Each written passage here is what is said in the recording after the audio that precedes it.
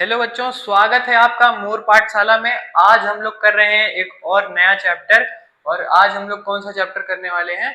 आज हम लोग करने वाले हैं विद्युत धारा एवं परिपथ। ठीक है, ये है हम लोगों के विज्ञान का चैप्टर नंबर 6। विज्ञान का क्या है बेटा? अध्याय नंबर 6, विद्युत धारा एंड परिपथ। इसको हम लोग और क्या कहते हैं? हम लोग कहते हैं इसको करंट इलेक्ट्रिसिटी। ठीक है बेटा? हाँ ठीक है, चलो चालू करते हैं। आज है हम लोगों का लेक्चर 1। आज ही हम लोग ये चैप्टर क्या कर रहे हैं बेटा? चालू कर रहे हैं। ठीक है, विद्युत धारा एंड परिपथ क्या पढ़ेंगे इसमें? क्यों पढ़ेंगे सर इसको? और क्या जरूरत आन पड़ी हम लोगों को विद्युत धारा एंड परिपथ पढ़ने की? और 10वीं के सिलेबस में आखिर है कितना करंट? ठीक है, कितना करंट हम लोगों को लगेगा ये चैप्टर पढ़ के? ठीक है, चलो देखो, ये है परिचय, है ना? परिचय। तो इसमें हम लोग क्या जानने वाले हैं? इसमें हम लोग जानने वाले हैं कि हम लोगों का कक्षा 10वीं में सीजीबीएसई में कितना सिलेबस है करंट का, यानी विद्युत धारा एवं परिपथ का, और हम लोग क्या क्या चीजें पढ़ेंगे और क्या क्या चीजें पढ़ने के बाद हम लोगों को कौन कौन से कैसे कैसे सवाल बनाने हैं। ठीक है, कंपेरेटिवली ये मतलब कि तुलनात्मक रूप से ये बड़ा चैप्टर है। ठीक है, आप लोगों ने इससे पहले जो जो चैप्टर में से पढ़ रखे हैं वो सब आखिर में थोड़े से छोटे छोटे थे। ये जो है वो काफी बड़ा चैप्टर है, तो इसके लेक्चर्स भी ज्यादा लगेंगे। मेरे ख्याल से 5-6 लेक्चर लग जाएगा इसको पढ़ने में। कोई बात नहीं, पढ़ लेंगे। उसके बाद फिर 1-2 लेक्चर में हम लोग इसके सारे सवाल भी कर लेंगे। जितने भी सवाल होंगे बहुत आसानी से बनेंगे, बहुत प्यारे सवाल हैं इसके। ठीक है, चिंता मत करना, बिल्कुल सारे सवाल बनने वाले हैं, सब कुछ हो जाएगा। धीरे धीरे करके एक एक करके आराम आराम से पढ़ेंगे, कोई दिक्कत नहीं आने वाला है, सब पढ़ लेंगे। ठीक है, चलो चालू करते हैं।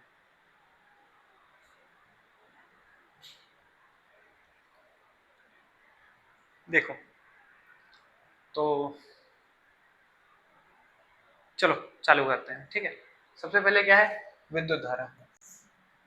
विद्युत धारा और विभव, ठीक है, और विभवांतर की अवधारणाएं, ये है हम लोगों का पहला टॉपिक।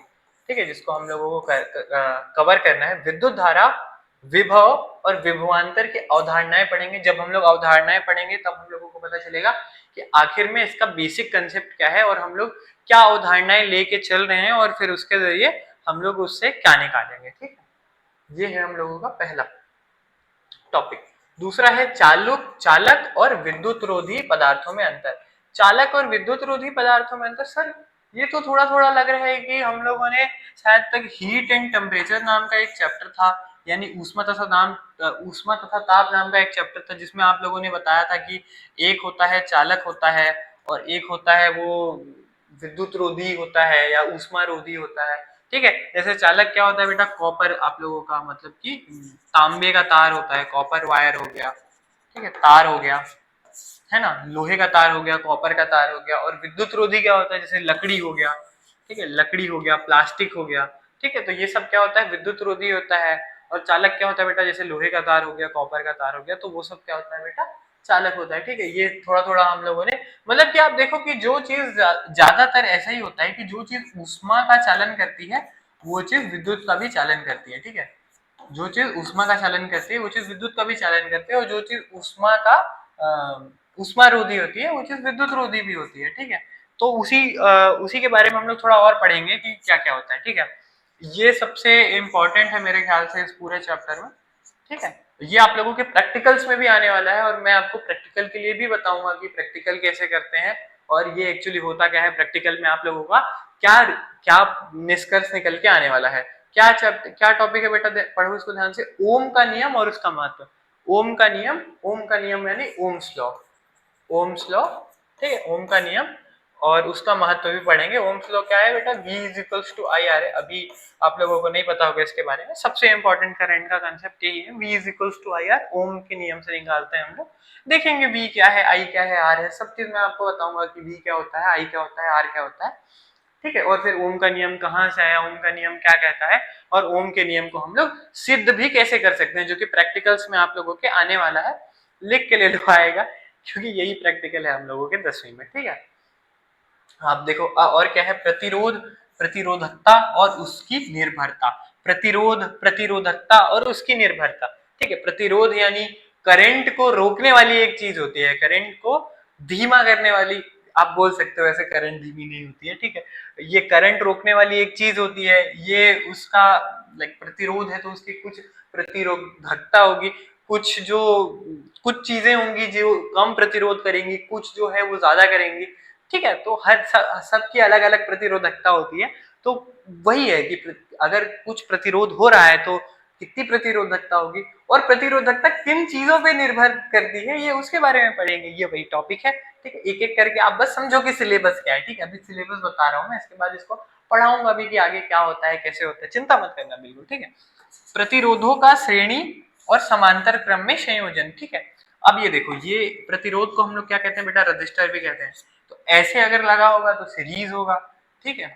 ऐसे अगर लगा होगा तो क्या होगा बेटा, समांतर क्रम में होगा, ठीक है। श्रेणी क्रम समांतर क्रम। अभी देख के बहुत घबराना मत, ठीक है। बहुत आसान है, इससे आसान चीज आप लोगों ने अपने लाइफ में पढ़ी नहीं होगी। ABCD से ज्यादा आसान है, ठीक है। चिंता बिल्कुल नहीं करेंगे, सब समझ में आने वाला है, ठीक है। चलो ये देखो, विद्युत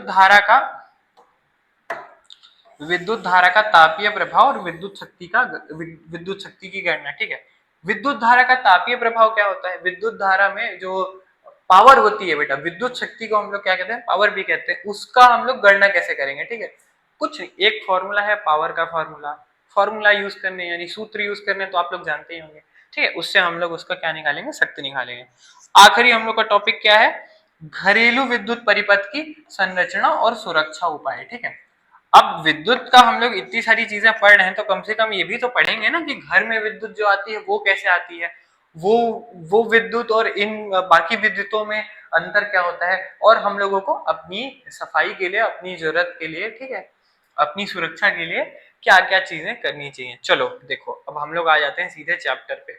चैप्टर पे आने से पहले मैं आप लोगों से कुछ बातें करना चाहता हूँ कि आखिर विद्युत होता क्या है, इलेक्ट्रिसिटी क्या होती है, करंट जो हम लोगों को लगता है वो होता क्या है। जैसा कि हम जानते हैं, विद्युत के दो स्वरूप होते हैं। अरे बाप रे, विद्युत के दो स्वरूप होते हैं, हम लोग जानते हैं। ये बात कैसे जानते हैं, हम लोगों ने 9वीं कक्षा में थोड़ा थोड़ा विद्युत के बारे में पढ़ रखा है, इसलिए हम लोग जानते हैं कि विद्युत के दो स्वरूप होते हैं, ठीक है। जिन लोगों को नहीं पता उन लोगों को मैं आज बता रहा हूँ कि विद्युत के दो स्वरूप होते हैं। कौन कौन से होते हैं, देखो आज आप लोगों को सब समझ में आने वाला है। स्थिर विद्युत, स्थिर से क्या समझ में आ रहा है, ठहरा हुआ, एक जगह पे है। देखो देखो, ये धारा जो है, धारा मतलब कि आप समझो कि जैसे नदी होती है बेटा, नदी होती है, नदी में क्या होता है, पानी होता है। पानी क्या होता है बेटा, बह रहा होता है, बह रहा होता है ना। ऐसे ऊपर से ऐसे नीचे ऐसे धारा बह रही होती है, ठीक है। अमृत धारा, ठीक है, जलप्रपात, ऐसे आपने ये सब फोटोज में अपने रियल लाइफ में तो देखा ही होगा, ठीक है। तो धारा में क्या होता है, नदी का जो पानी है वो बह रहा होता है। क्या अब आप लोग एक बात बताना है, क्या धारा में यानी नदी में पानी एक जगह ठहरा होता है, नहीं नहीं ठहरा होता है, ठीक है। पानी जो है वो हर वक्त बहता रहता है। ये पानी जो है वो अगले सेकंड यहाँ चले जाएगा, अगले सेकंड पार हो जाएगा, और दूसरा पानी जो है वो उधर से आ जाएगा, ठीक है। अब स्थिर विद्युत में क्या होती है, ये तालाब की तरह है। ये किसकी तरह है सर, ये तालाब की तरह है। तालाब में क्या होता है, एक ही पानी एक जगह पे ऐसे ठहरा होता है। तो जो स्थिर विद्युत है, इसमें क्या है ना, इसमें जो आवेश हैं, इसमें जो आवेश हैं वो एक ही जगह पर रुके रहते हैं। जैसे सूखे बालों में कंघी घुमाने पर वो कागज के टुकड़ों को खींचती है। ये वाला एक्सपेरिमेंट आप लोगों ने अपने लाइफ में किया ही होगा। वो ऐसे कुर्सी पे अपने भाई बहन को ऐसे बैठा के ऐसे ऐसे जब वो लोग तौलिया रगड़ते हैं, ठीक है, तौलिया रगड़ते हैं, तौलिया रगड़ने के बाद क्या होता है, उसको ऐसे छुएंगे तो करंट मारता है। तो क्या जनरेट हो जाता है बेटा, क्या हो जाता है वहां पे, स्थिर विद्युत, यानी जो आवेश है वो इकट्ठा हो जाता है एक जगह पे, ठीक है। आवेश जो है वो इकट्ठा हो जाता है। ये तालाब की तरह है, जैसे कि तालाब में पानी एक जगह इकट्ठा रहता है, वैसे ही स्थिर विद्युत में क्या रहता है, एक जगह आवेश जो है वो इकट्ठे रहते हैं। आवेश जो है वो इकट्ठित रहता है, इसीलिए इसको हम लोग क्या कहते हैं बेटा, स्थिर विद्युत कहते हैं। अब देखो धारा क्या है, धारा विद्युत बिल्कुल नदी की तरह है। इसमें आवेश गतिशील होते हैं, जैसे उसमें पानी बह रहा था, इसमें क्या है, आवेश बह रहे होते हैं, ठीक है। आवेश जो है वो गति में रहते हैं, ठीक है। जैसे पानी गति में था वैसे आवेश गति में होते हैं, है ना, जिससे विद्युत धारा बनती है, ठीक है। आवेश के गति में रहने से क्या होती है बेटा, विद्युत धारा बनती है। यह अध्याय इसी पर आधारित है, ठीक है। सर ये वाला अध्याय इस पे आधारित है, तो स्थिर विद्युत पे क्या आधारित है, देखा बेटा, स्थिर विद्युत को ना आप लोग 12वीं में पहला चैप्टर जो पढ़ोगे वो स्थिर विद्युत के बारे में ही पढ़ोगे, और वो ना बहुत बड़ा चैप्टर है, ठीक है। स्थिर विद्युत के बारे में भी आपको बहुत सारी चीजें पढ़ने के लिए मिलेंगी और मजा भी आएगा पढ़ने में, ठीक है। अब देखो क्या है, धारा विद्युत के बारे में ये चैप्टर है, और हम लोग क्या पढ़ने वाले हैं, देखो बेटा, आवेश जब गतिशील होते हैं जिससे विद्युत धारा बनती है। तो अगर कोई आपसे पूछे कि विद्युत धारा कैसे बनती है, तो आप लोग ये चीज बता सकते हैं कि आवेश के गति से विद्युत धारा बनती है, ठीक है बेटा। चलो आगे बढ़ते हैं, यही था इस चैप्टर के बारे में। अब देखो हम लोग आते हैं विद्युत परिपथ के बारे में, यानी इलेक्ट्रिक करंट के बारे में, ठीक है। क्या है विद्युत परिपथ है, यानी इलेक्ट्रिक सर्किट, इलेक्ट्रिक सर्किट। अब देखो कोई सी भी विद्युत को दौड़ाने के लिए सर्किट जो है वो बनाते हैं ना, जो सर्किट के बारे में आप लोगों ने सुना होगा, ठीक है। विद्युत धारा किसी परिपथ पे चलती है और उसी परिपथ को हम लोग क्या कहते हैं, इलेक्ट्रिक सर्किट कहते हैं, ठीक है बेटा। चलो देखो क्या लिखा है, विद्युत धारा को बहने के लिए एक बंद और लगातार रास्ते की जरूरत होती है जिसे विद्युत परिपथ कहते हैं।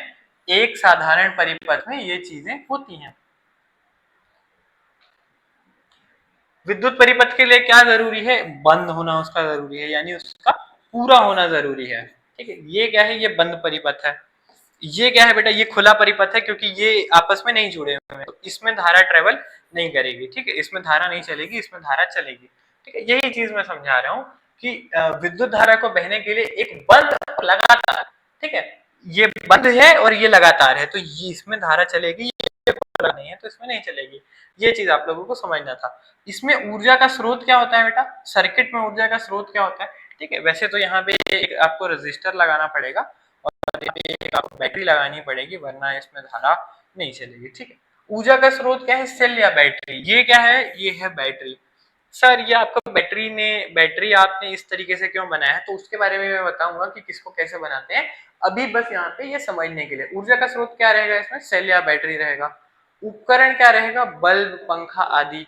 ये सर आपने क्या बनाया, ये मैंने रेजिस्टर बनाए हैं, इसकी जगह आप बल्ब लगा सकते हैं, पंखा लगा सकते हैं, कुछ भी लगा सकते हैं, ठीक है। ये बस एक एग्जाम्पल के लिए मैंने सर्किट बनाया था। और हम लोगों को क्या चाहिए, संयोजी तार चाहिए। संयोजी तार यानी जोड़ने वाला तार, ठीक है, आमतौर पर तांबे का, ठीक है। स्विच चाहिए एक ऑन ऑफ करने के लिए, परिपथ को चालू करने के लिए या बंद करने के लिए, ठीक है, ऑन ऑफ करने के लिए, ये वही चीज है। अब जो लोग पूछ रहे थे मैंने बैटरी को उस तरीके से कैसे बनाया, तो विद्युत परिपथ बनाने के लिए कुछ चीजों की आवश्यकता होती है। वो चीजें क्या है, वो चीजें कैसे बनाते हैं ये देख लो आप, ठीक है। ये देखो विद्युत परिपथ में बहुत सारी चीजें आपको यूज करनी पड़ेंगी। ये उसका एक वो है। सेल कैसा दिखता है बेटा, ऐसा दिखता है। सेल का चिन्ह क्या है, ये है। सेल का चिन्ह क्या है, ये है। ये जो इसमें लंबी डंडी है, ये इसके पॉजिटिव टर्मिनल को दिखा रहा है, ठीक है, इसके पॉजिटिव साइड को, और इसके ऋणात्मक रूप को, मतलब धनात्मक रूप को ये बड़ी डंडी दर्शाती है, और ये जो छोटी डंडी है ये ऋणात्मक रूप को दर्शाती है, ठीक है। आप लोगों को पता होगा कि ये जो साइड होता है ये पॉजिटिव होता है या नेगेटिव होता है, कई बार ये उल्टा भी होता है, उसमें वो बैटरी पे डिपेंड करता है, ठीक है। लेकिन आप लोगों को पता होगा कि दो टर्मिनल्स होते हैं, यानी दो बिंदु होते हैं किसी भी बैटरी में या किसी भी सेल में, एक होता है धनात्मक, एक होता है ऋणात्मक, ठीक है। तो इसको हम लोग कैसे बनाते हैं, ये है बैटरी का सिंबल, ठीक है, यानी बैटरी का चिन्ह। सेल लिख देता हूं, ठीक है। ये जो बड़ी डंडी रहती है ये धनात्मक साइड को दिखाती है, जो छोटी डंडी रहती है वो ऋणात्मक चिन्ह को दिखाती है, ठीक है।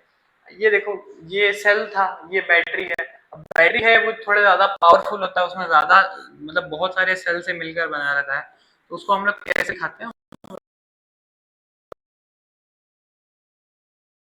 ये बैटरी को दिखाता है, क्यों, क्योंकि इसमें ज्यादा पावर है। अब ये देखो ये है संयोजी तार। संयोजी तार को हम लोग ऐसे बस ऐसे सीधा सीधा खींच देते हैं, ठीक है, ऐसे सीधा खींच देते हैं, तो ये किसको दिखाता है बेटा, तार को दिखाता है, जोड़ने वाले तार को। प्रतिरोध, प्रतिरोध को हम लोग कैसे दिखाते हैं, ऐसे दिखाते हैं, ऐसे। रेजिस्टर, रेजिस्टर कैसे बनाते हैं, ठीक है, ऐसे हम लोग क्या बनाते हैं, रेजिस्टर बनाते हैं, ठीक है। ये देखो संधि तार जो है, संधि तार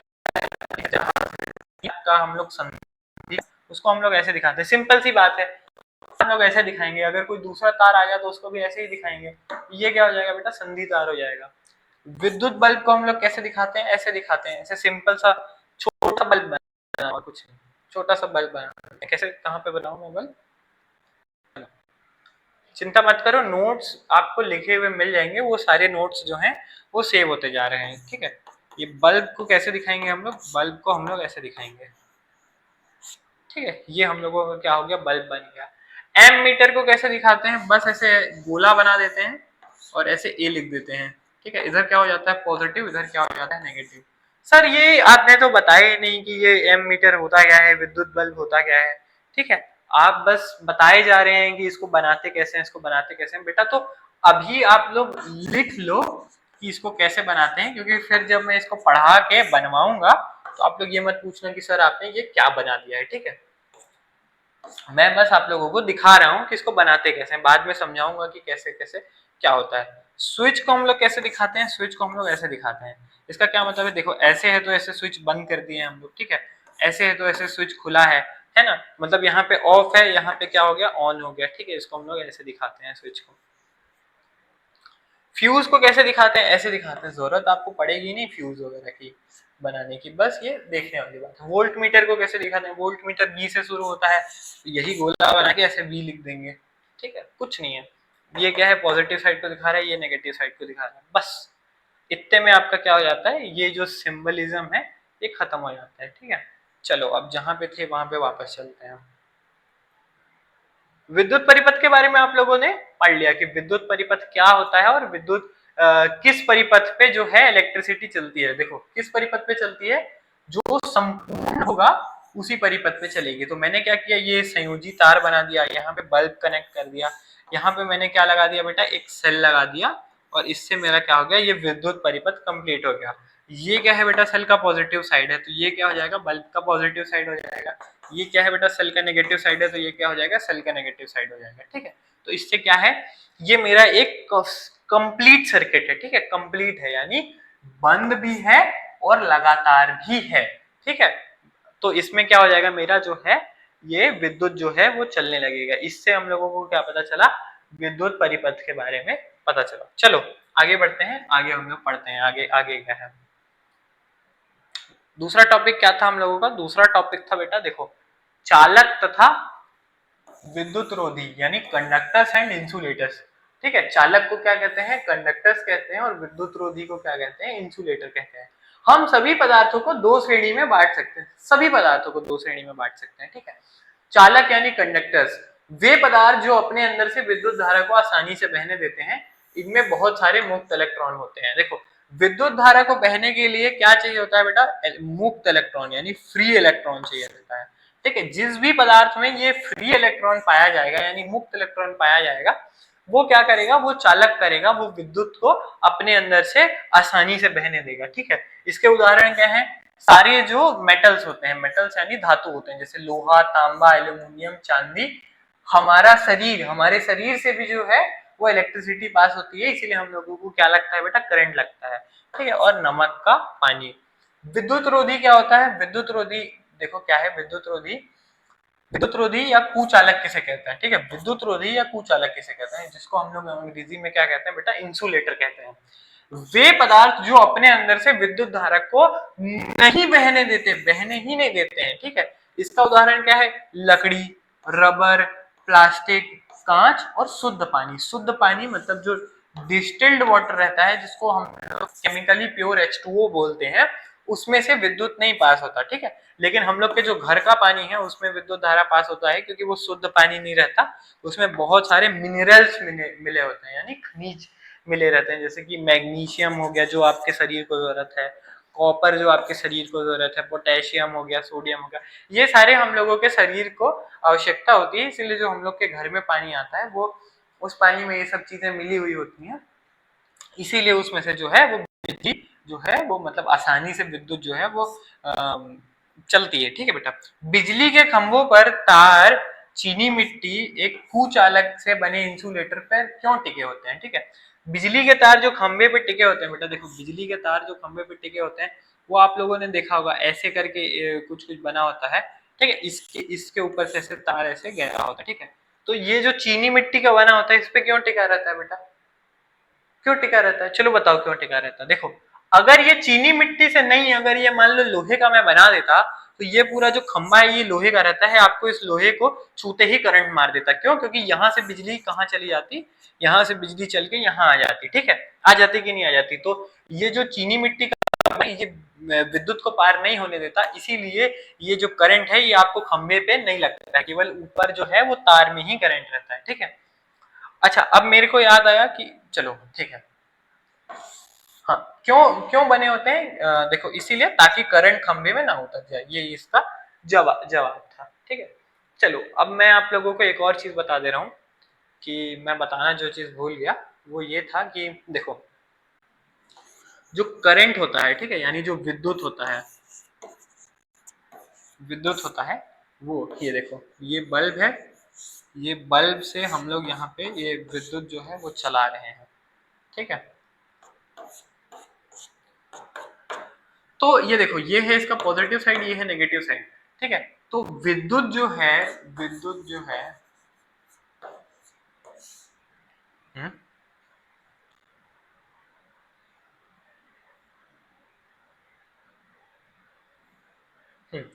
विद्युत जो है वो बेटा हमेशा जो है वो धनात्मक टर्मिनल से ऋणात्मक टर्मिनल तक जाती है, ठीक है।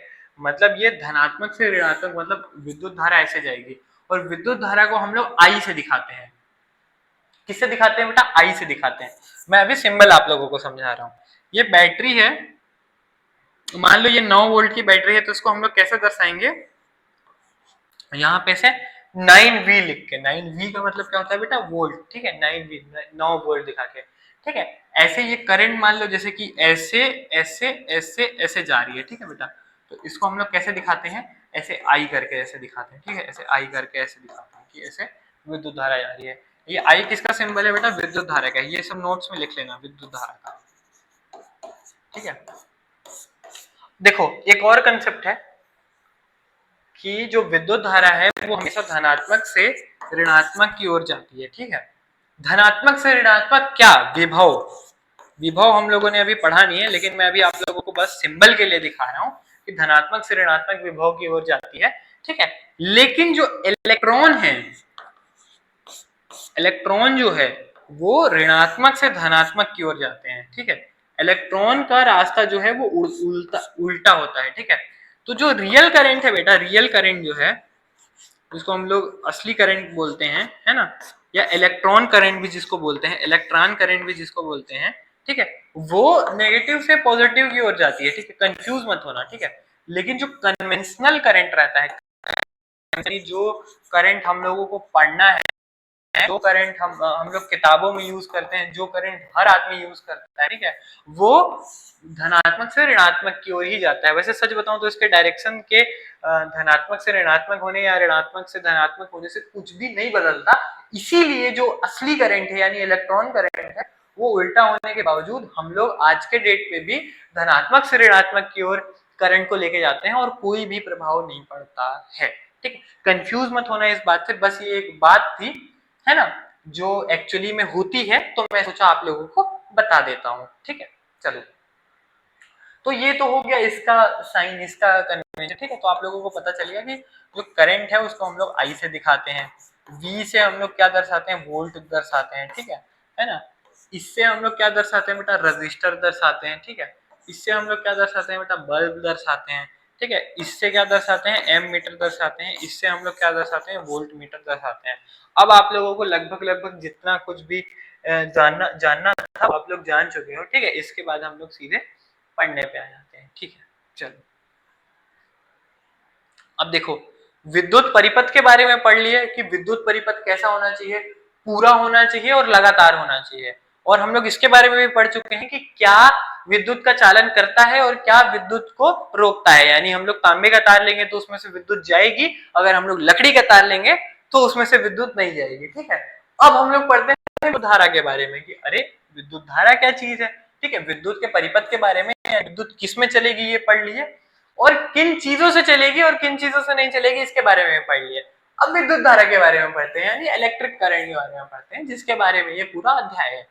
विद्युत धारा की कल्पना आप एक पाइप में बहते पानी की तरह कर सकते हैं। जैसा कि मैंने आपको बताया वही चीज किताब में भी लिखी है कि आप क्या कर सकते हैं, विद्युत धारा की कल्पना आप एक पाइप में बहते हुए पानी की तरह कर सकते हैं। ठीक है, जिस तरह पानी के कणों में बहने से जल की धारा बनती है, उसी तरह किसी चालक में आवेशों यानी चार्जेस के प्रवाह से विद्युत धारा बनती है। समझ में आया बात? समझ में आया बात?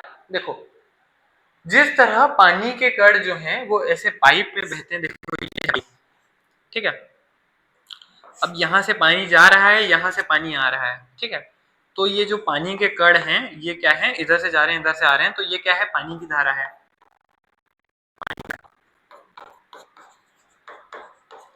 ठीक है, उसी तरह ये एक क्या है बेटा, तार है, तार है बेटा, ऐसे इलेक्ट्रॉन है, इलेक्ट्रॉन है, तो ये जब इलेक्ट्रॉन ऐसे बहेंगे, ठीक है, तो क्या बनेगी बेटा, करंट बनेगा। तो क्या करंट बनेगा, विद्युत करंट बनेगा। ठीक है, इलेक्ट्रिक करंट बनेगा। ठीक है, ये अगर पानी की धारा थी तो ये क्या धारा हो जाएगी बेटा, विद्युत धारा हो जाएगी।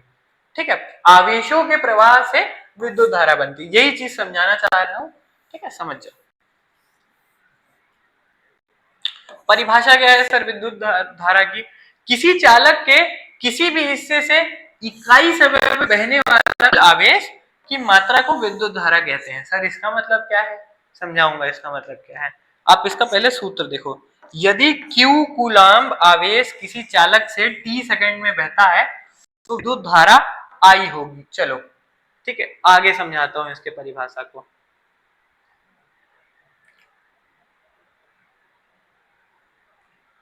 ये देखो, I is equals to Q T. I क्या है, विद्युत करंट है, Q क्या है, चार्ज है, T क्या है, समय है। ठीक है, 9वीं में आप लोगों ने पढ़ा है। देखो, आवेश का जो एसआई मात्रक होता है वो क्या होता है, कूलाम्ब होता है,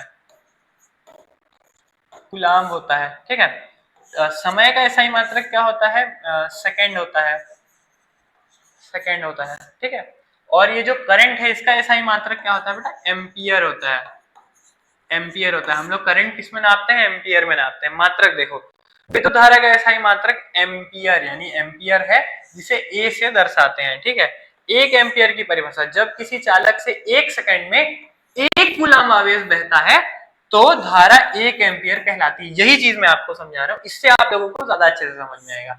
ये एक चालक है, चालक में इलेक्ट्रॉन बहेंगे तब क्या है, करंट बहेगा। अब एक कूलाम्ब आवेश जब इसमें से इस चालक से एक सेकंड में बहेगा, एक सेकंड में टोटल कितना आवेश बहा इसमें से, ठीक है, एक कूलाम्ब। एक सेकंड में एक कूलाम्ब आवेश जब इस चालक से बहेगा तो उसको हम लोग क्या कहेंगे, एक एम्पियर करंट कहेंगे।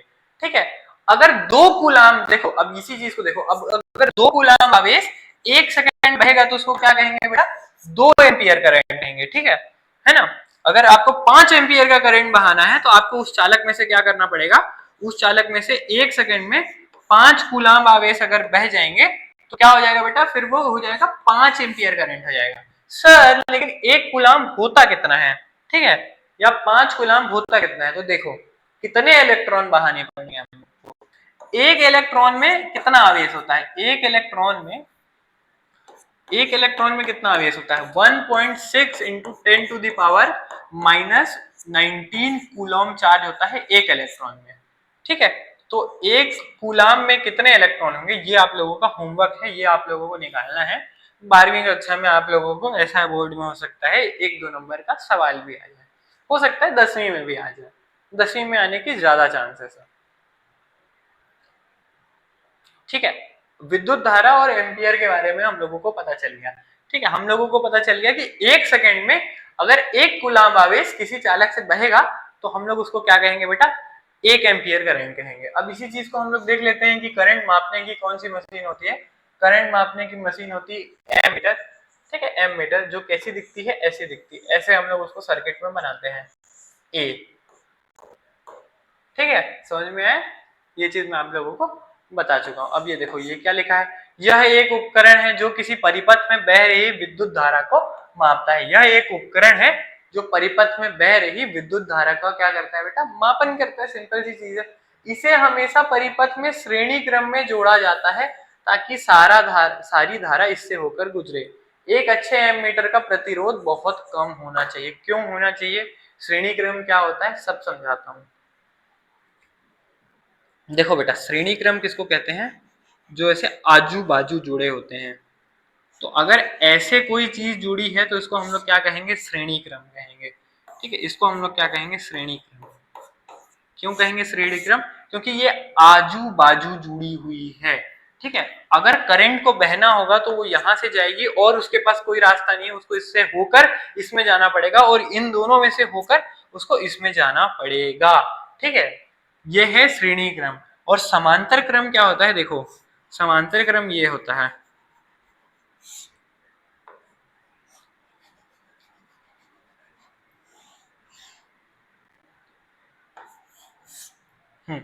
अगर यहां से करंट आई आ रहा है तो अब इसके पास दो रास्ते हैं, वो इससे भी होकर जा सकता है, इससे भी होकर जा सकता है और दोनों से होकर जा सकता है और ये वापस यहाँ पे करंट आई बन जाएगा। ठीक है बेटा, तो ये देखो, ये इससे होकर जाने के लिए उसको इससे होकर नहीं जाना चाहिए, ये इससे अलग से भी ऐसे जा सकता है और इसमें भी ये इधर अलग से होकर जा सकता है। ठीक है, ये क्या होता है बेटा? ये होता है समांतर क्रम। नोट्स बना लो, नहीं भी बनाओगे तो कोई बात नहीं है, ये सब डिलीट नहीं हो रहा है, ये सब क्या हो रहा है बेटा? सेव ही होगा। ठीक है, और ये ऐप में अपलोड भी हो जाएगा। अब ये देखो, जो एम मीटर है उसको हमेशा जो है वो आपको किस में लगाना रहता है? श्रेणी क्रम में लगाना रहता है, यानी ऐसे लगाना रहता है। ठीक है, अगर आप इसको ऐसे लगा दोगे तो वो क्या हो जाएगा बेटा? ये एम मीटर नहीं रह जाएगा, ये करंट नहीं नापेगा। ठीक है, ये जो है ये गलत तरीका होता है। लाल पेन से इसको हम लोग क्या कर देते हैं? ऐसे क्रॉस कर देते हैं ताकि आपको पता रहे कि ये गलत तरीका है ना, और हरे पेन से इसको सही कर देते हैं ताकि आप लोगों को पता चले कि श्रेणी क्रम में ये वाला जो तरीका है ये सही तरीका है। ठीक है बेटा, ये जो है ये सही तरीका है और ये वाला जो है ये गलत तरीका है। ठीक है, स्क्रीनशॉट ले लो, लेना चाहोगे तो। ठीक है, चलो आगे बढ़ते हैं। ये है एम मीटर के बारे में। अब ये देखो, एम मीटर का एक उदाहरण है और जो मैंने आप लोगों को फॉर्मूला बताया है ना? फॉर्मूला क्या बताया बेटा? अब धीरे धीरे प्रैक्टिस भी करते चलते हैं। I is equals to Q by T. तो अगर आपको करंट निकालना होगा तो आप यहाँ पे चार्ज रखोगे, यहाँ पे समय रखोगे, आप लोगों को पता चल जाएगा कि कितना आएगा हम लोगों का करंट। अब इससे हम लोग थोड़े थोड़े सवाल बनाते हैं। देखो, किसी टार्च के बल्ब से 0.5 एम्पियर की धारा 5 मिनट तक बहती है। ठीक है, 0.5 एम्पियर की धारा कितने मिनट तक? 5 मिनट तक बहती है।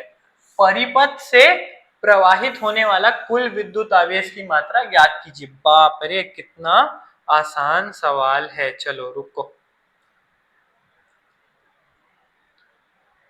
तुम लोग जो है एक सेकंड क्या करो बेटा, इंतजार करो। ठीक है, ये जो जवाब है मैं मिटा दे रहा हूं अगर आप लोगों ने ये नहीं देखा हुआ जवाब तो। ठीक है,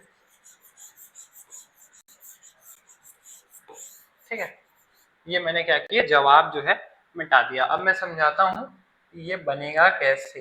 ये कैसे बनेगा? देखो, हम लोगों को क्या फॉर्मूला पता है? रट लेना इसको। आई हम लोगों को पता है, I is equals to Q by T. हम लोगों को एक फॉर्मूला पता है, हम लोग इसी फॉर्मूले से सारे सवाल बनाएंगे। ठीक है, आई मतलब क्या हो गया? करंट हो गया। करंट का मात्रक कितना है? एम्पियर है। क्यू क्या हो गया? आवेश हो गया। आवेश का मात्रक कितना है? कूलॉम है। टी क्या हो गया? समय हो गया। समय का मात्रक क्या है बेटा? सेकंड है। ठीक है, आप लोगों को कोई भी फॉर्मूला याद करते वक्त, ठीक है, जैसे I is equals to Q by T आप लोगों ने याद किया, इसके साथ साथ आपको इन सबका मात्रक भी याद होना चाहिए। ठीक है, मैं एक पढ़ने का, विज्ञान पढ़ने का एक तरीका बता रहा हूँ कि विज्ञान पढ़ने के लिए आपको किसी भी फॉर्मूले के साथ साथ, ठीक है, उसका मात्रक भी याद होना चाहिए। और याद रखना, विज्ञान पढ़ने के लिए या कोई भी चीज पढ़ने के लिए आपको रटने की कोई चीज जरूरत नहीं पड़ती है। ठीक है, आप लोगों को बस समझना पड़ता है विज्ञान को। ठीक है, लेकिन आपको जो फॉर्मूले हैं यानी सूत्र हैं ये याद तो होने चाहिए बेटा। आपको मैं कुछ नहीं बोलूंगा, कोई भी चीज आपको रटने के लिए नहीं बोलूंगा, लेकिन आप लोगों को मैं एक चीज विनती करके बोलूंगा कि बेटा फॉर्मूले यानी सूत्र आपको याद होने चाहिए और उनके मात्रकों के साथ याद होने चाहिए। ठीक है, चलो अब देखते हैं। एक टार्च का बल्ब है जो 0.5 एम। देखो, सवाल सॉल्व करने का भी मैं आप लोगों को तरीका बताता हूँ कि कोई भी सवाल है वो एक्चुअली में आप सॉल्व कैसे होता है और सॉल्व करते कैसे हैं, ये देखो। सवाल सॉल्व करने के लिए हम लोग सबसे पहले ऊपर में लिखते हैं कि दिया है, सवाल में क्या क्या दिया है ये चीज हम लोग लिखते हैं। पहला चीज क्या दिया है, हमको दिया है कि 0.5 एम्पियर का करंट जो है वो उस बल्ब से गुजर रहा था, ठीक है। तो हम लोग क्या लिखेंगे, दिया है I यानी current is equals to 0.5 ampere. दूसरी बात उसमें क्या दी हुई थी, उसमें दिया हुआ था समय यानी टी दिया हुआ था कितना, 5 मिनट, ठीक है, 5 मिनट। और हम लोगों से पूछा क्या है, तीसरी बात हम लोगों से क्यू यानी आवेश पूछा था, क्यू यानी आवेश पूछा था, आवेश पूछा गया है, आवेश पूछा गया है, ठीक है। अब हम लोगों को कौन सा फॉर्मूला पता है, मैंने आप लोगों को एक ही फॉर्मूला तो सिखाया है। कौन सा फॉर्मूला सिखाया है मैंने, देखो मैंने कौन सा फॉर्मूला सिखाया है, मैंने फॉर्मूला सिखाया है I is equals to Q by T, यही फॉर्मूला सिखाया है ना मैंने।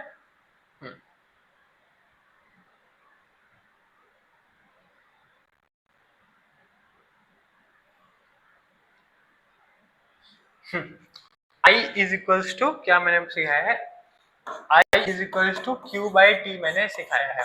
तो I को उसके मात्रक के अनुसार लिख लो, मतलब कि 0.5 यानी 1/2, ठीक है, इज इक्वल्स टू क्यू हम लोगों को क्या निकालना है, क्यू जो है वो दिया हुआ नहीं है। समय हम लोगों को दिया है 5 मिनट, 5 मिनट को हम लोग समय के क्या एसआई मात्रक में बदलेंगे, समय का एसआई मात्रक कितना है बेटा, सेकंड है। तो अगर 1 मिनट में 60 सेकंड होते हैं तो 5 मिनट में कितने सेकंड होंगे, 5 गुणा 60, ठीक है, 6 पंचे हो जाएगा बेटा 30 हो जाएगा, यानी 300 सेकंड हो जाएगा, ठीक है। तो 1/2 इज इक्वल्स टू क्यू बटा 300, ठीक है। या हम लोगों को क्यू निकालना है तो हम लोग 300 को यहाँ ले आएंगे, बटे 2 कर लेंगे, इज इक्वल्स टू क्या हो जाएगा बेटा, क्यू हो जाएगा। तो ये इसका आंसर कितना आ जाएगा, 150 यानी 150। तो 150 कूलाम जो है यानी 150 कूलाम इसका हम लोगों का जवाब आ जाएगा। अब आप लोग सीख गए होंगे इसको करते कैसे हैं, देखा कितना आसान सा सवाल था, इसका आंसर कितना है देखो, 150 कूलाम इसका जवाब भी है, 150 कूलाम इसका जवाब भी है। चलो आगे बढ़ते हैं, एम मीटर पे भी हम लोग का क्या हो गया बेटा, सवाल हो गया। अब हम लोग इंपॉर्टेंट टॉपिक यानी वोल्टेज पे आ गए हैं, वोल्टेज है ना, और इस धक्के को द पुश भी कहते हैं। ये एक कंसेप्ट है जो आप लोगों को समझना पड़ेगा, जिससे आप लोगों को समझ में आएगा कि एक्चुअली पानी की धारा क्यों बहती है, और उससे हम लोग समझेंगे कि जो विद्युत धारा है वो भी कैसे बहती है। ये है हम लोगों का इम्पोर्टेंट टॉपिक, है ना। अब हम लोग धीरे धीरे डीप इस चैप्टर में बढ़ते जा रहे हैं, जो हम लोग पहुंच गए हैं विद्युत विभव और विभवांतर पे, ठीक है, यानी इलेक्ट्रिकल वोल्टेज और वोल्टेज डिफरेंस पे। विभवांतर को क्या विभव को क्या बोलते हैं बेटा, वोल्टेज बोलते हैं, और विभवांतर को क्या बोलते हैं, विभवांतर को बोलते हैं वोल्टेज डिफरेंस, ठीक है। चलो